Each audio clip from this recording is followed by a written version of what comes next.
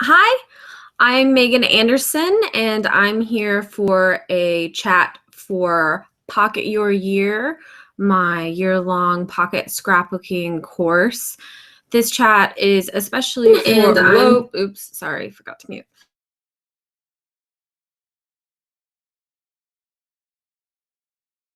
Can join in. If you saw the link on social media, welcome. We're talking anything about pocket scrapbooking or the industry today. There might be a few more specific things that are specific to the Pocket Your Year course. We just finished up a unit, a daily challenge unit, where there was a challenge put up every single day for an entire month, and people are still getting in takes on those challenges to win digital cards. So if anyone has questions about that, we can talk about that. And the unit for September just went up, so we might be having a couple of questions about that as well. That unit is documenting with less, so we were talking about what to do when you don't have any photos for something that you would like to scrapbook, or you have poor quality photos, or you don't remember much and don't have much to say with journaling. So we talked about different solutions for that. So if you have any questions that you would like to ask as you watch this video about those units or about pocket scrapbooking in general, I do not think that the comments are open on the broadcast while we're live. I tried to figure out how to do that last time and failed in the control room, but we are taking comments in the Pocket Your Year Facebook group, and the link to the course itself and the link to that private Facebook group, which you don't have to be a student of the class to be in, is down in the description of the video. So if you'd like to contribute and ask questions that way, you can. And then I will also, if you're not approved to watch or to be in the Facebook group and I don't find you soon enough, I'll have my Twitter notifications open as well. That's at Megan_NerdNest. So if it's easier for you to ask a question or pose a topic that way, you can. I'll be checking on that at Megan_NerdNest on Twitter.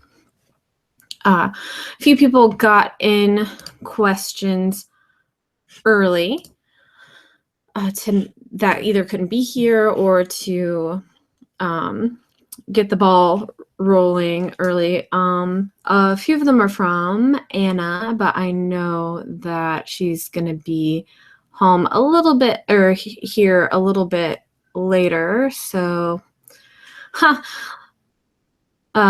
had, a lot of questions about products and them not working for everyone. So there are a bunch of different topics that we're going to talk about kind of in that area.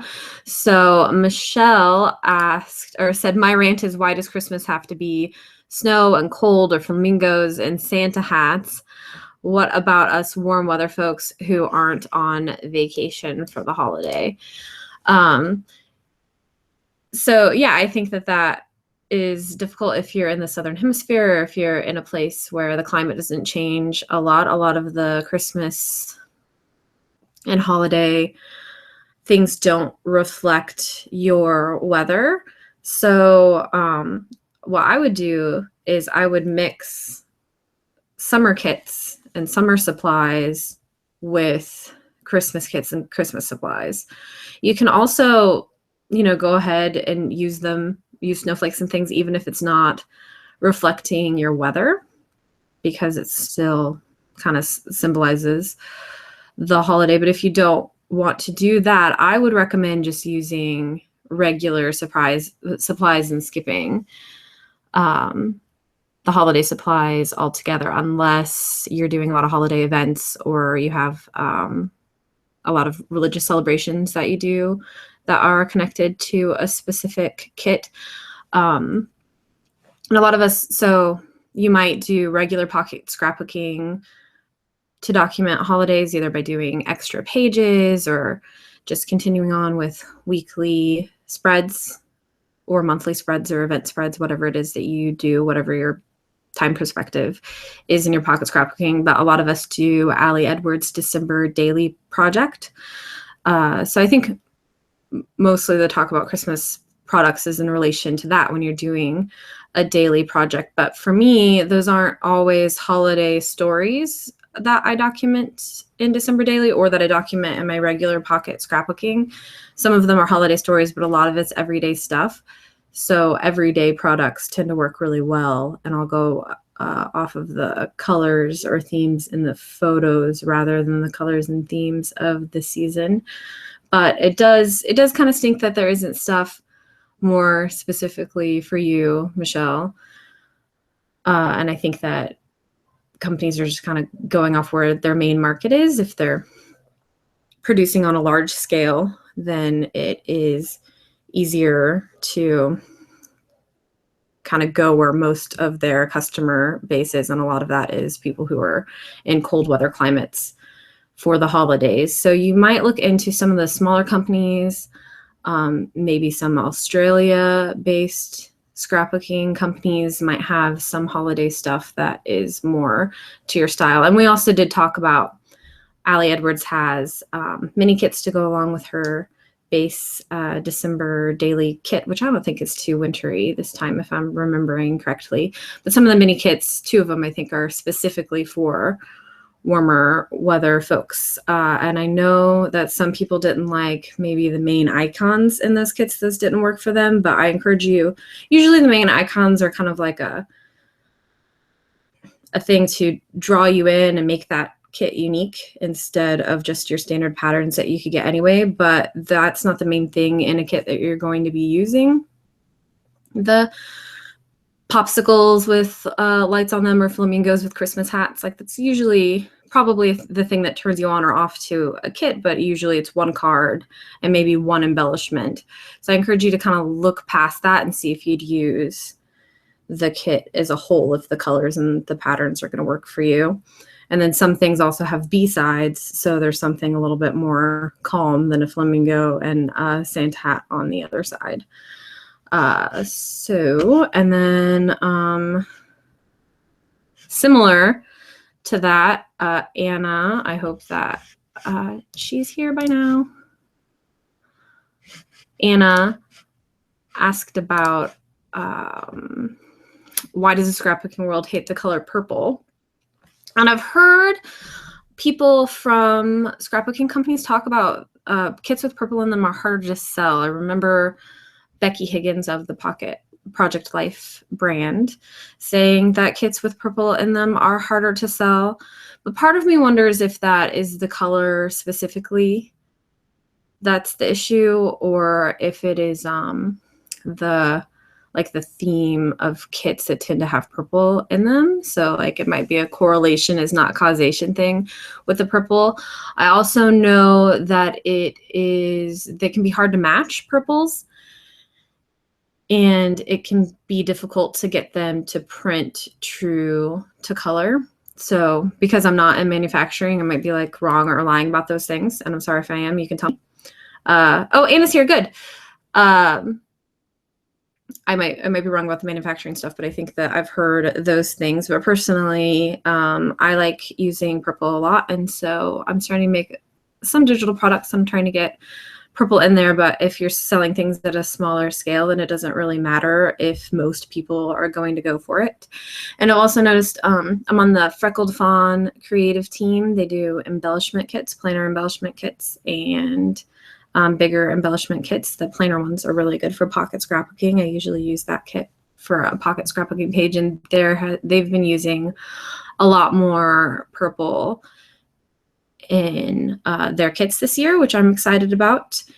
And the ways that I get around it is I make sure to pick up purple ink when I find it, so that if I need purple on a page and I don't have paper or embellishments that go with it, then I can stamp purple, and I'll always have that kind of in my arsenal. I don't have all the shades that I want, but I'm kind of slowly pick them up. And then, there was something else that I do for purple that I have forgotten now. Ink is good. I mean, markers, you can doodle or color your own things, but sorry, I forgot. I had another purple thing to say, but who knows? And most of the things that, so our foster daughter, her room is purple and she has a lot of purple clothes. So most of the purple things that I've made this year, I haven't actually shared, but I've been doing a lot of purple and like purpley pinks, fuchsias that are pretty great. So Jennifer says, talking about purple, I remember Shmel talking about a lot of purple papers she scrapped with in the past got really faded over time and turned a bluish color. So maybe it's hard to get true purple to stay purple. Yeah, I wonder about that. I know, so it could actually not be the purple. It could be the red in it. I know that one of my friends was an art major. I think that she majored in photography, but she was telling me when we were talking about this chat coming up, my friend Anne, that reds were really difficult to print non-toxically, and to get red non-toxic ink, it's more expensive also. So I don't know if it has something to do with that too, the reds and purple, but that it's more expensive to print, or maybe to get it to be non-toxic, it loses some of its archival quality. Again, not my area of expertise, just guessing. But if that's the case, I still see plenty of reds and pinks. So I don't know why that would be, but I haven't noticed any of my older papers fading at all. So it might have to do with how she is storing them. Also, all my pages are in albums, and I haven't noticed any issues, but that doesn't mean that they're not there. I haven't like heavily scrutinized and gone back to look at all my purples to see if they're true to color. It's also hard, and that would make sense if it's the red that's the problem, that they turned a bluish color, because colors, red and blue or purple. Let's see. Anna also asked about why are there so many specific boy-girl collections. Released 2016, there are more blue and pink colors, more than blue and pink colors for kids. I found a great line with dinosaurs for my daughter today, but everywhere it said boys rule and boys are awesome. How about kids rule or you are awesome? And let the customers pick from a bigger color palette. And she said rant over for now. Yeah, okay, so I agree with you, and I don't want those things. Like I have a boy and two girls, and some kids are into things that are like more stereotypical to their gender, and some kids and all the things. My kids could all be found twirling around in princess dresses 1 second and then doing really messy science experiments the next, and then dressing up like superheroes and throwing each other off of things. I'm not even kidding. So my kids, whether they're boys or girls, do like all of the ranges of activities, and I would like to have products that reflect that. But because the themier things tend to be all boy or all girl, I just don't buy the themey things very often, or I'll pick and choose and buy like a pattern dinosaur paper, but not the entire line. That's me.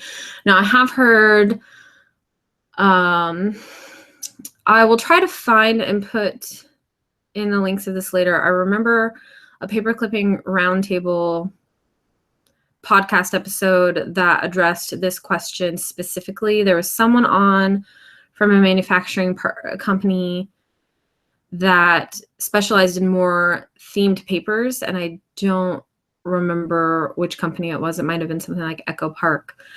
But they were talking about, like, from their market research and their sales, that is just what sold. And I used to work in a physical scrapbooking store when I was in college. I worked at a local scrapbooking store, And there were a lot of customers that were beginning scrapbookers that were coming in, and they wanted just like boy lines or just girl lines because they had gotten into scrapbooking because they had a child and they were doing like a really themey line all the way through. Or for baby girl or baby boy, they wanted the really traditional things. And so part of that also might be that kind of beginning scrapbooker market, which is kind of a big chunk of what some of those companies do versus maybe what if you're in an online class, then you're probably kind of deeper into the hobby than those people just coming in and looking for really themey and generic jumpstart things. So you can look at something and imagine what to do with it, even if kind of the products aren't directing you with what to scrapbook. Like people whose kids were in sports, when I worked at the local scrapbooking store, they wanted paper with soccer balls all over it, or that said goals on it, or like the big stickers with those things, and that helped them to tell those stories. But for me, I don't think I've ever bought a specific sport. Well, maybe I did when I first started, but since then I haven't bought specific sports things. And instead of doing that, I would get cards with colors that work, or that the patterns kind of reminded me of the movement. So it's less literal. So I think that the less literal people, or the people who have been doing it for a while, would be more likely to buy something with dinosaurs in a range of colors just because it's fun, or it's something their kids might be interested in. And there are some people that are like, oh, I have a boy, I'm going to buy the boy line. I have a girl, I'm going to buy the girl line, thinking less about specific events. So yeah, and then Anna said it may be only option, but I think from the person from that company, the company that specialized in the themey thing, like they'd tried other things and they didn't work as well. But it is really annoying. It also honestly might be the demographic of scrapbookers in America, where a lot of the companies are based, might be more traditional in their beliefs about gender roles. Like the online community that I'm a part of is very feminist, and like, you know, you're not going to find me making products like that. You're not going to find Kristen of Art You Kristen making products like that. But a pretty big percentage of scrapbookers might be like that. It might have something to do with the demographics of the people who are doing the hobby as a whole too. Not that I want to like stereotype all scrapbookers. I'm just saying that there might be a few more people with traditional general views than maybe in some other hobbies. But that one of the things, so I want to start creating digital products at first, and maybe physical products later, just like little tiny kits. And some of it is because of this issue. Like I can't find the products that I want that aren't like all the way themey to the max. So I want to do like a science kit with like a little mini digital science kit with like a microscope and some dinosaurs and bugs, and have it not be gender specific and have it have a wide range of colors. But I'm still learning, so who knows when that that's gonna happen. And so that's another option, is to just ask designers, make requests. They don't know that you want it if you don't tell them. So write to companies, and also try to make things for yourself if it's not working out very well. But no, it irritates me too. That's why I think it's happening. It's not that I think it's right necessarily. And then Anna says, I usually let the photos carry the theme and use more neutral cards, though. Yeah, I do too. So I like things that are minorly themey, but it can't be the whole thing. I like things to be more subtle, so trying to work with that. Let's see. I Emily said that as far as questions go, she doesn't have any. She just needs motivation. Can you motivate me? I should do the challenges. So yeah, the challenges are, it's a lot of work for me. I mean, 31 pages, new pages and spreads for the challenge day thing. So that was good motivation for me because I know that unit motivates you guys. So I got 31 challenges done in a month, which I'm pretty proud of, or 31 pages done in a month, plus like other stuff that I was making too. So I'm pretty proud. So those can completely motivate you and give you ideas and get the ball rolling. But if you are having problems with motivation in general, like I can't help you unless you're actually looking at the material or if you are completing the assignment. So my goal is to try to help you with trouble spots, get through the parts where I think most people are held up, and like inspire you to create, but I can't make you do it. And so I try to be as motivational as I can, but there's only so much. So my advice, because I've been doing this for a really long time, so I know that interest in it and the time that you have to do with it, it will ebb and flow, it'll change. And there's absolutely nothing wrong with that. But if it's been ebbing for a long time, it can be hard to get back in because you're overwhelmed by kind of your backlog. And so it's hard to get, if you're stressed about it or you're if you're overwhelmed, then it can be more difficult to motivate yourself or to want to do it.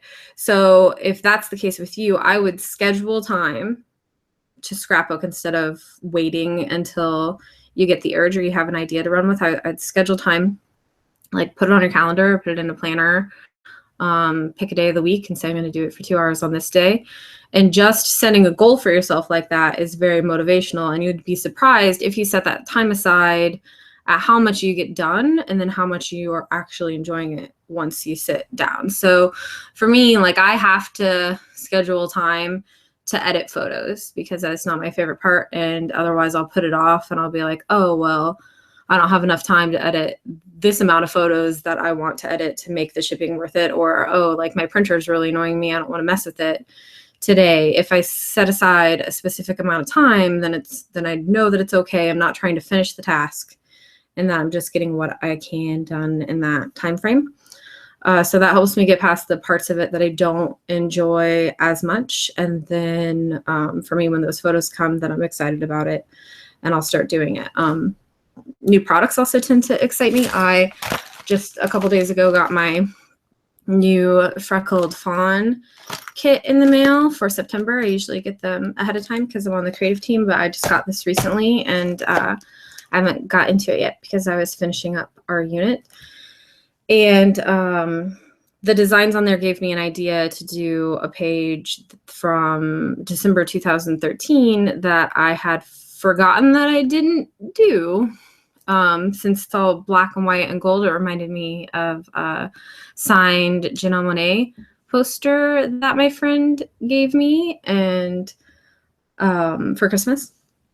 And so I'm going to use this kit to document that, but just products can give you ideas for stories to tell, and then you can get excited and rolling about it. So whatever motivates you, jump in with that. If it motivates you to go back and do an assignment for Pocket Year from January or March, then do that. If the challenges are going to motivate you, then do that. But really, if it's really about kind of dedication, and if it is a priority for you, setting time aside specifically to do it is going to help. But if it's not a priority for you, then you maybe need to think about reducing the amount of stories that you want to tell and kind of just picking the things that are most meaningful to you and match up the time that you want to spend with it with the amount that you're documenting. Let's see. Emily says scheduling time is a good idea. I did that the first year I did pocket scrapbooking in 2012. That's what I did. I set aside a little bit of time to do it every Sunday. Really helped me. But then as my schedule changed, then that changed a little bit too. So now, and now I don't tend to make a whole page at once. Like sometimes I'll have marathon days like right now, because I'm having this video chat with you. All of my kids are gone and my husband is gone and I don't know when they'll get back, but as soon as I get off with you, I'm going to make some stuff. And so it might be a marathon session where I make like 5 pages, but then some days I'll like print out a couple photos or edit a couple photos, or pick out the cards for a page and then put it back, or I might do the journaling and embellishing. So it's not always all at once. So if you have a place where you can kind of set things out or have an ongoing project, then that might also help you too if you have a time crunch. But I've had to constantly reevaluate how I do it as my life changes. Like I have a toddler now, and toddlers get into absolutely everything. So leaving out a page on my table and poking at it every once in a while when I walk past is not a solution for me anymore. Or maybe where you're doing your creating might change. If you like to spend time with your significant other in the evening and you usually do your scrapbooking far away and you're just like sitting and watching TV together, but you're not pocket scrapbooking because you'd rather be doing that, and then consider taking some of your stuff down or having some of it be portable and doing it there. So sometimes that has more to do with space than time or multitasking. And Emily says, yes, my husband and boys go watch football on Sundays now, so that's a perfect time for me to work. Jennifer says, me too, the football season is scrappy season for me. Yes. So it just kind of depends. Or I used to stay up really late and scrapbook. I scrapbooked really often after my kids go to bed, but I don't do that very much anymore because now that they outnumber us, I'm really tired. I'm so tired at night. So after they go to bed, I'm gonna like take a bath and read and not sit up. I'm pretty much useless at night now. So for a while, I got a lot less done until I figured out where to fit it in otherwise in my day. So, there can be some setbacks when things change and you don't know what to do. Let's see. Jennifer made a comment. That was when we were talking about the gender stuff. So we'll backtrack a minute. I think that's one of the biggest differences between paper and digi. There's so much more product out there and a lot more room for branching out and not using typical gender colors. I had a designer a few years ago that made a kit inspired by our Sons of the Pink. It had typical boy themed elements in all shades of pink, and Anna said that sounds awesome. So yeah, I think a lot of it has to do with how big your audience is. If you're doing digital, you don't really have to predict ahead of time how much you're going to sell for it to be worth it, because you're not putting as many resources into it, so you can take more risk and be more creative, because if it doesn't work, you've only lost your time and whatever money you've invested in like Creative Commons like licenses for fonts and patterns or effects and things. So it's more you get paid for your time, so that's still important, but you're not having to predict how much you're ordering and losing money if you overdid it. So I think that the digital community, it's much, much easier to take risks. And also that's why I am starting out there. Like, I prefer physical products, but I can print out my digital cards that I make. That's not a big deal. I'm actually today, one of the things that I want to work on is sending out all of the digital cards that I made as prizes for our daily challenge unit to Persnickety Prints, because they're going to be a lot prettier if they print them than if I do. The colors will be more dull on my computer, which would be fine. But so those are digital products and they're going to be physical for me, and I'm excited to play with those. I feel like I missed a thing, but maybe I didn't. Okay. Jennifer is asking how many traditional layouts are you making these days? I'm still making them, not as many, but that's mostly because of kind of my scrapbooking system. So most of you guys already know this, but the volume of my scrapbooking is a lot higher than than the average, definitely. I'm very prolific and I've settled into what I like, but I think that it can also be kind of overwhelming to talk to other people about it because I don't want anybody to feel like this is the bar, like you should be scrapbooking this much. This is just how much I like to do. But so I do weekly pocket page spreads and then sometimes extra ones if I have events, plus a monthly day in the life spread. And then I do the breaks in between the months. And, you know, if I didn't have to blur out all the photos, I would just bust out an album right now. But, you know, we can't do that for a couple more months, which makes it hard to teach. But so say, oh, and then because I'm splitting up I'm doing monthly gaps in between the weekly pages, I end up having more spreads too, because I'll make a full spread for a partial week if there's a monthly break in there. Sometimes I'll just add it in to another week, but usually I have enough photos that if there's just like 4 days and 3 days between, you know, July and August, then the 4 days will be a spread, and then I'll have the monthly break, and then there'll be another spread. So because of the way that that's set up, I know that and I have a folder for all of the different weeks, and I pull photos into those. And then if I have photos that I want that don't fit in there or that require like a longer story, then I'll separate those out into an extra folder that just has the month on it. And then I know that's going to be my traditional pages or my in-between pages. But because I'm taking a break for pocket pages, 2 of my in-between pages at least are going to be pocket pages, because I have the back of, like, let's say July's last spread and the front of August's last spread. So some of those are always going to be pocket pages, and a lot of times that's my monthly reads page, or like an event that we went to that has a lot of photos, and then traditional pages will go in the middle.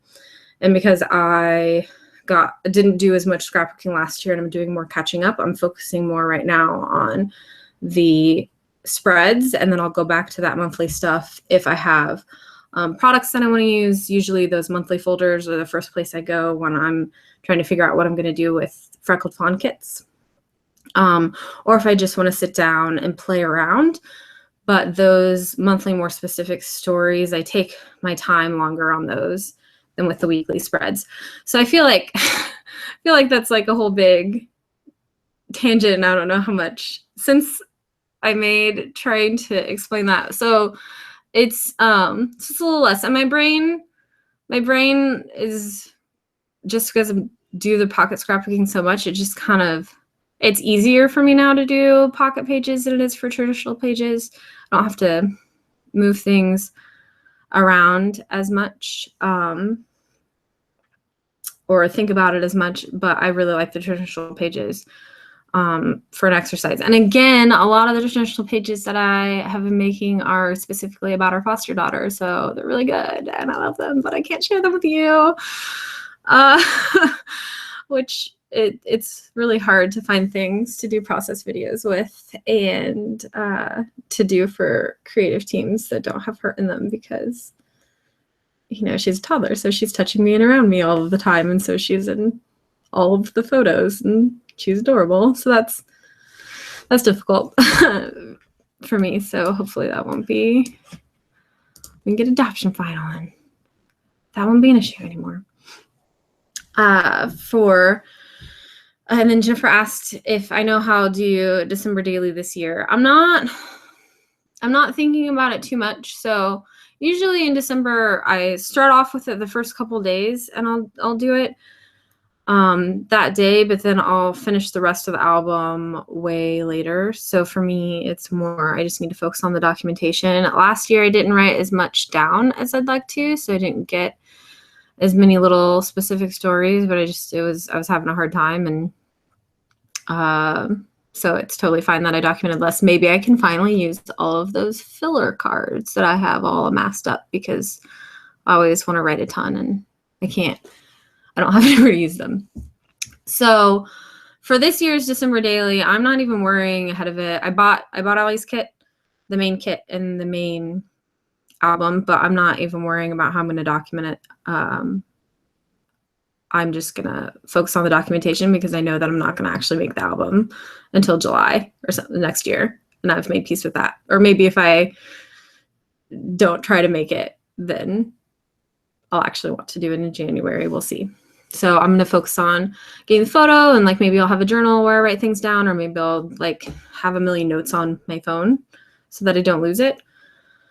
Because I tried journaling last year and then I lost it. So I found it again, but it's like, 6 days and then there's nothing. Oh, I'm a mess. Anyway, so there's that. And I have not finished last year's December daily album. I've started the first 2 pages. And I'm going to do that this month. I thought I was going to do it last month, but then I didn't have time to edit all of the photos and prepping for the daily challenges. So that's my next big thing, is editing and getting all the photos for last year's and creating it now, which is something that I like to do when there's a lot of hype about something. I'm thinking about it a lot. I'm not thinking about December daily a lot in December because it's really busy, but I'm thinking about it now because of the pre-orders and people are talking about it. So I'm going to use that excitement and make last year's. So I'm excited about that. Let's see.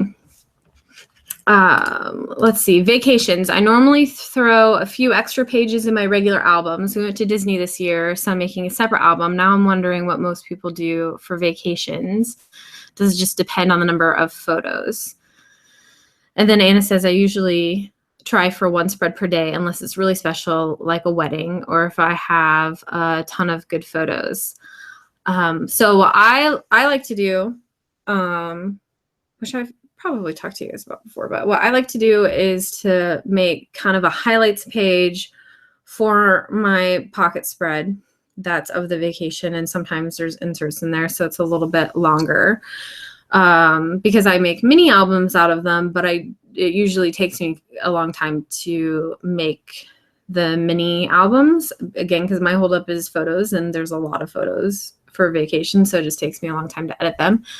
And then but I really like doing the highlights pages of just my favorite photos, or just kind of like the major points of the things that we did for my pocket scrapbooking album. Some people skip vacations altogether or just do one large photo, but it kind of in their pocket scrapbooking album, but that kind of like drives me nuts a little. For me, like they can do that. Like it doesn't drive me nuts that they do it, but it would drive me nuts because I feel like since it's like the chronological story of what my family is doing.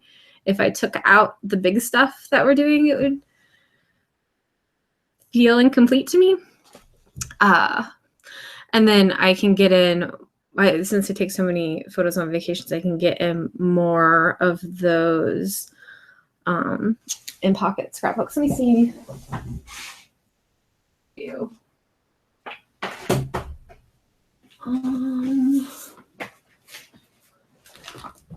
Yeah, okay, so here's one. I went to Michigan in February. My brother was doing an internship at Eastern Michigan University, EMU. Yeah. Oh, by the way, their acronym is EMU, but their school mascot is not an emu, and I think that's a missed opportunity, so somebody talk to them about that. Anyway, so we went to Michigan, and so I've started on a little pocket mini album about that, but I'm just kind of poking at it here and there. I'm not worried about getting done, but this is where like a lot of the memorabilia that bulks things up goes. And then I also like this because since I pocket scrapbook so much, I've been trying to avoid using some of the bigger embellishments like flare or buttons, because those bulk up your pocket scrapbooks way more than lots and lots of pages. So for me to be able to fit everything in my albums, I can't use them very much. So this is a place where I like to use those really thick supplies. Anyway, so I haven't gotten very far with it, but there's some of the mini book compared to, let's see.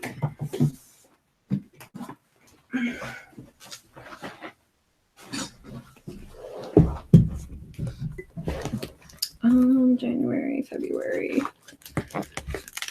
Oh,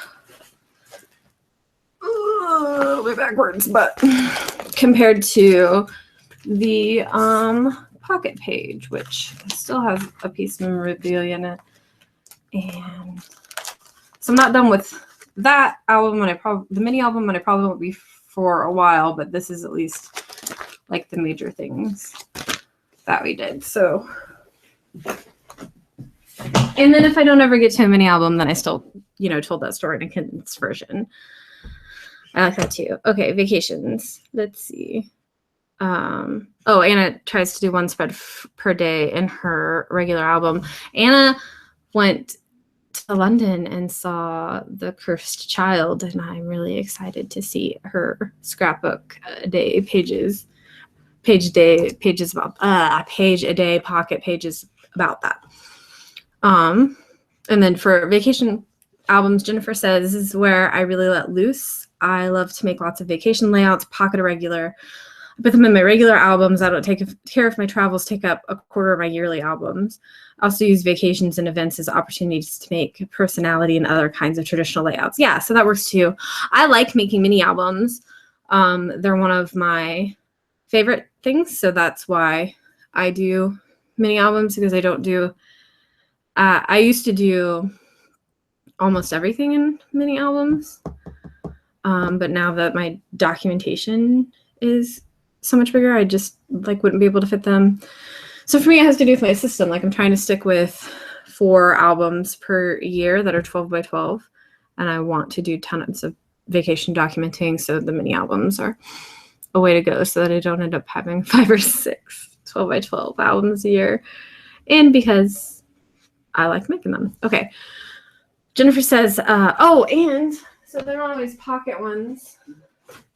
Like this one has the baby in it, so I can't, like, there might be like a page in here I can show you, but this is a blurb book for a little St. Louis weekend trip, and maybe there's a page.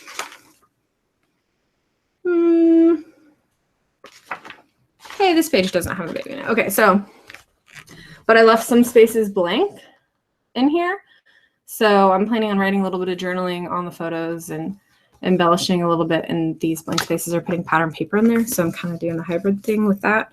And these are, you know, it feels like they're more expensive, but after I buy an album and page protectors and photos, it's actually not, and they don't take up as much space. So I might be doing that for vacations a little bit more. We'll see how much fun it is to stamp and write in it. Okay. Jennifer says filler cards are really good for weeks or days when you don't have a lot to say. That's almost the only time I use them. And Evernote is your friend. Use it so you won't lose it, which is very good advice. And I can usually find something today, even if I don't remember. I think I remember very much. So that's why the filler cards don't get used very much for me. But I'll find a way to use them if I really, really like them. Anna says I use the Memento app for iPhone. It collects all the social media, blog, Instagram, Facebook posts, etc. and reminds me every night about writing down what happened that day. It's great for having everything in the same place. Yeah, Jen's been telling me to use that for years, and I think I downloaded it and then I still haven't used it. So I just need to do the thing. But also I used to, before we were fostering, I used social media a lot more to rely, or relied on it a lot more to remember things, but because I can't share so much of what's going on, it doesn't work as well for me. So I've been using notes on my phone a lot and writing things down in notebooks, and it's kind of working. And Anna says I never feel like I'm behind because I have everything recorded there, and that is the best example of the document now, make later. Anna says I might have a spammer on the chat on YouTube, but I didn't even know oh, dang it. So there's an actual chat thing right next to, there's an actual text chat, you guys, right next to the video, and I have not used the new Google Air is not a thing anymore, and I haven't used the new thing, and I didn't know this was there. So yeah, so odd. I did not know that was there, but we're talking about pocket scrapbooking, so if there's a question about that specifically, then yeah, I'm answering them, but mostly I'm answering them from the Facebook group. Well, that's nice to know, you guys. Oh, look at that. Huh. Hi, Emily. I feel kind of silly for not knowing that was there, but I wasn't looking at that page. And previously, there wasn't a little chat window. It was the comments on the bottom. And since I didn't see that, thought you couldn't communicate with me.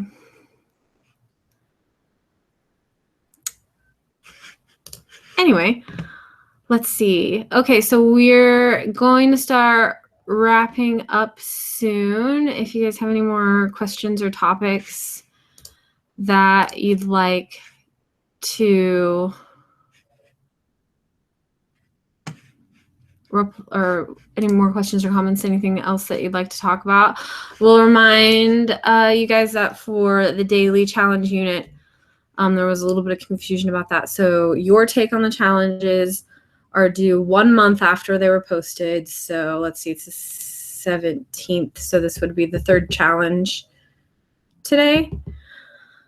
That's due today. And in each daily challenge at the bottom, it tells you what date it's due, so you don't have to do the math in your head. And so there are a group of 4 digital cards that come with each of those as a prize. So if you upload your take on any of the challenges that are left, that you have time for left, then you will automatically win digital cards for that.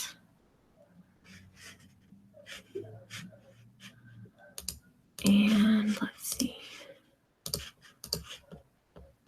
So if you have anything else, go ahead and get it in. I'm on a little bit of a delay, so maybe not.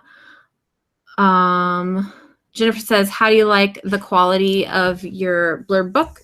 I like it a lot. The photos on this one were a little bit faded.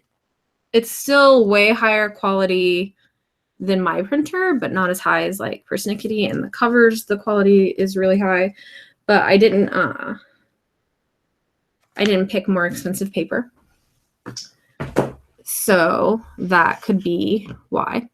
So I'd have to test out with the different papers, but like I'm fine with quality because again, it's higher. Like usually I'd print at home for mini books and it's higher than me printing at home.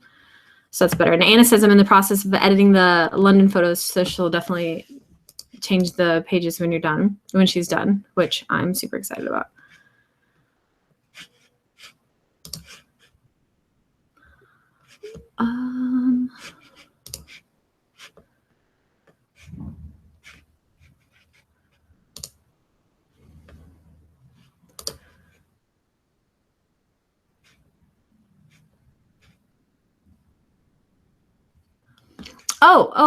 So I did miss a couple things that are over in the chat. So Anna said that Rain is one of my favorite core kits from Becky Higgins because of the color purple.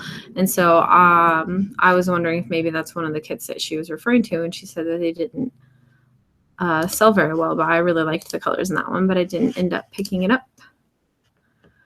And okay, someone is typing a comment in the Facebook group, so we'll let them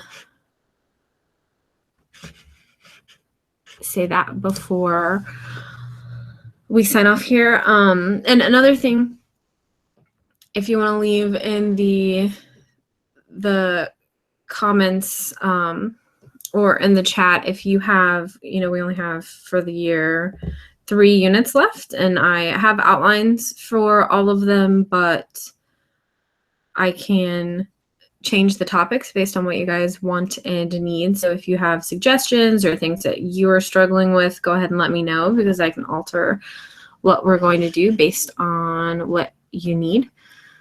And it's Emily that was typing, and she asked if my album colors were coordinated somehow. So they're not really. I'm not doing that because the brands change and the colors change, so I didn't want to stick with one thing specifically or a couple colors specifically, because I know that they're not going to be made forever. So I just make sure that they kind of sort of match. Like I have like grays, blacks, and bluey greenies and teals. And so that works. I might end up with bright blue next year. Sometimes it kind of depends on what albums I find on sale, though I'm going to be a little bit more careful about that because, oh, I got some of the older Jade Edition albums for last year because they're on sale and they're pretty torn up. So sometimes I don't know if if you guys have had this problem with the older Project Life albums or if I just got a bad batch, but maybe I should watch out a little bit more for picking ones that are on sale. Emily says, yeah, I picked a color and we are stopped making it. So now I have to pick something new. And so each color block 1 year. Yes. So I have some where it's the same color more than 1 year, like the Seafoam albums I have for 2 years, but I've tried to separate them. Like you can't see the bottom shelf, but the bottom shelf is earlier scrapbooking. So there's more just kind of random albums down there because I wasn't doing as much those are earlier years, but that's like 2011 is Seafoam, 2012 is Black,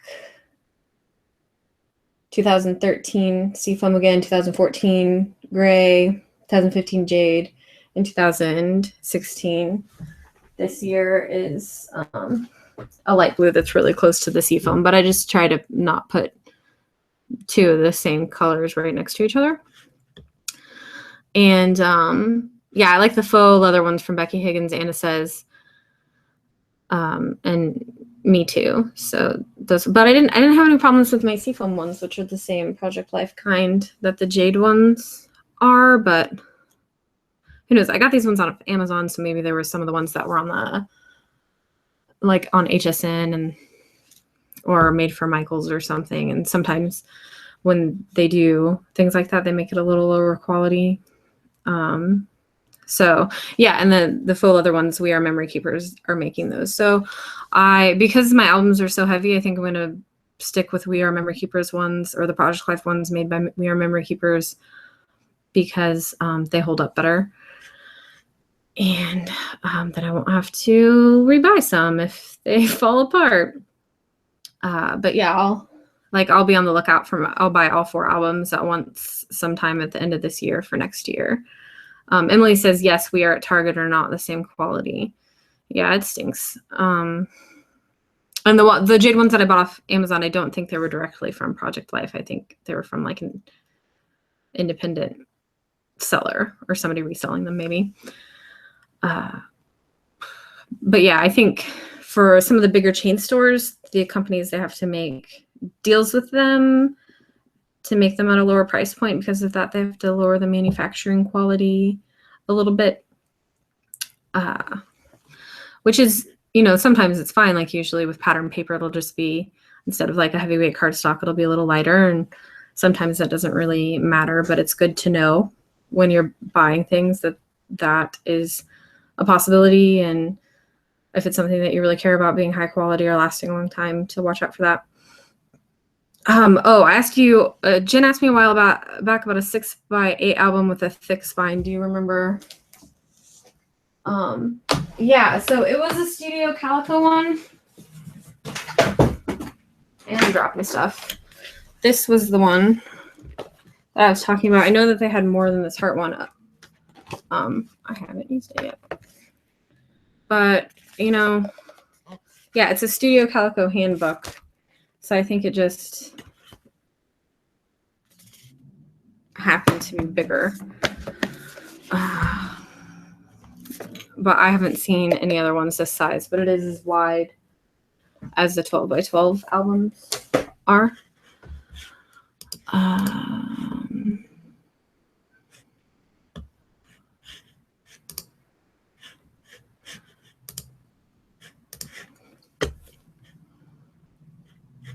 Okay, I think that is it for you guys' questions. So I'm going to take a screenshot because it's the 17th, which means I'm recording Day in the Life today. Maybe I'll take a screenshot. Oh, I bet it did, but I can't hear it because my volume's turned off. Make sure it actually took you guys. A picture with you. There it is. Yay! So you're going to be in my Day in the Life page. Woohoo!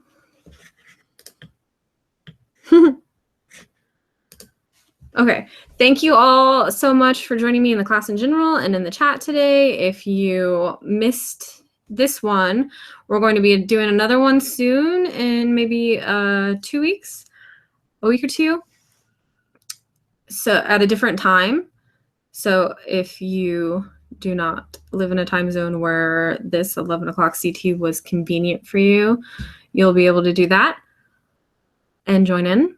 So if you have time suggestions or topic suggestions or questions for next time, you can ask those in the Facebook group.